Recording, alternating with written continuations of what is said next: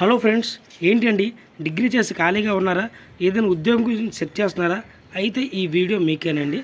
ఈ ఉద్యోగానికండి మీరు అప్లై చేయడానికి ఎటువంటి ఎగ్జామ్ ఫీ, ఎటువంటి అప్లికేషన్ ఫీ, ఎటువంటి ప్రాసెస్ ఫీ కూడా లేదండి. కేవలం ఒకే ఒక ఇంటర్వ్యూ ద్వారా అయితే ఈ ఉద్యోగాలను అయితే పొందొచ్చండి. సో ఇంకా ఈ పోస్ట్ నేమ్ విషయానికి వచ్చేపాటికి ఆఫీస్ అసిస్టెంట్ అండి. ఇంతకీ ఈ ఆఫీస్ అసిస్టెంట్ పోస్టులు ఎక్కడి నుంచి రిలీజ్ అయినాయి, దీనికి ఎలా అప్లై చేయాలి, ఇంటర్వ్యూ డేట్ ఎప్పుడు, ఇంటర్వ్యూకి వెళ్ళేటప్పుడు ఏవేవి తీసుకెళ్ళాలి అనేది పూర్తి అప్డేటు ఒక్క 2 నిమిషాల్లో ఈ వీడియో ద్వారా అయితే తెలుసుకుందామండి. వీడియో చూసే ప్రతి ఒక్కరికి నాదొక చిన్న రిక్వెస్ట్ అండి.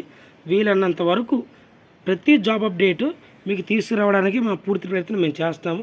కాబట్టి మీరు వీడియో చూసినప్పుడు ఒక చిన్న లైక్ ఇచ్చి కుదిరితే ఇంకొక ఇద్దరికి షేర్ చేయండి.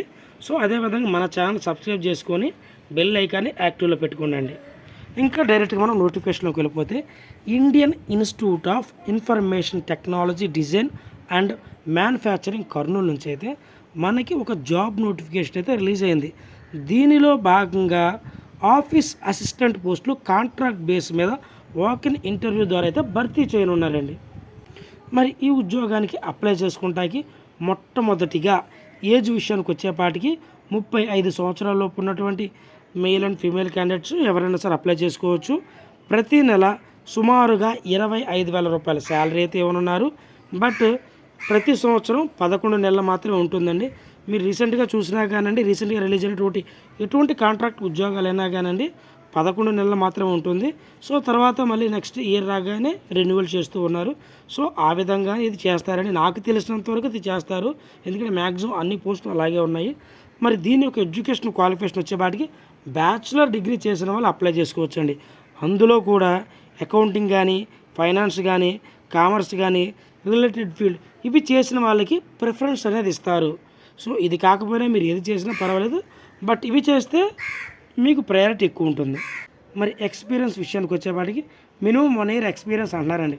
అంటే ఎక్స్పీరియన్స్ ఉన్నా లేకపోయినా కానీ మీరు అప్లై చేసి ఇంటర్వ్యూకి అయితే వెళ్ళడండి. సో ఎక్స్పీరియన్స్ ఉంటే దేని మీద ఉండాలండి?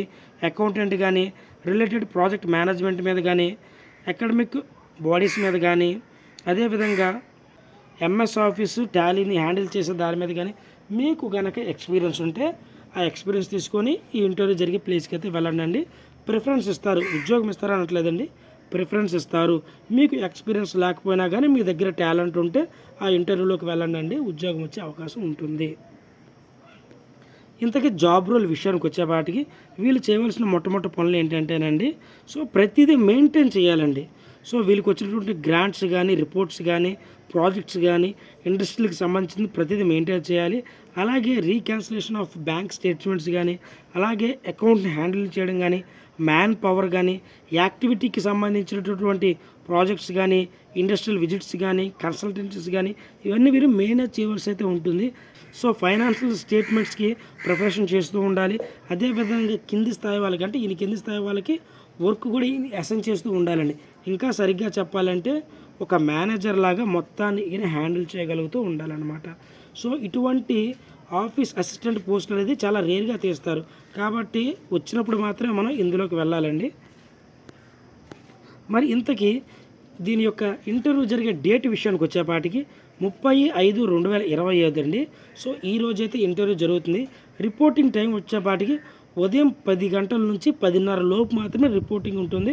సో ఎంతమంది అయితే అప్లై చేస్తారో దాన్ని బట్టి ఇంటర్వ్యూ టైం అనేది అక్కడ ఉంటుంది. లేదా ఇంటర్వ్యూ కండక్ట్ చేయడం, లేదా డాక్యుమెంట్ వెరిఫై చేయడం, లేదంటే చిన్న బేసిక్ టెస్ట్ లాంటిది పెట్టడం అనేది అక్కడ డిపెండ్ అయ్యి అయితే ఉంటుందండి.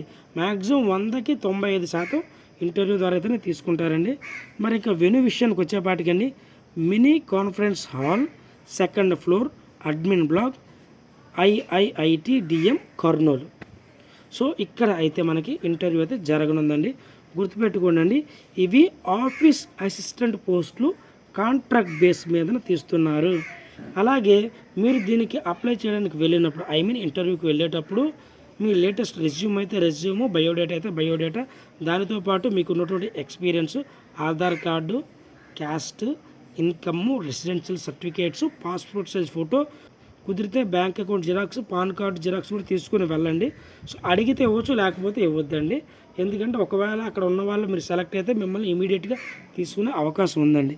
సో కాబట్టి అర్హత అవకాశం కలిగిన ప్రతి ఒక్కరు అండి ఈ నోటిఫికేషన్ ఉపయోగించుకొని ఉద్యోగాలకైతే వెళ్ళండి.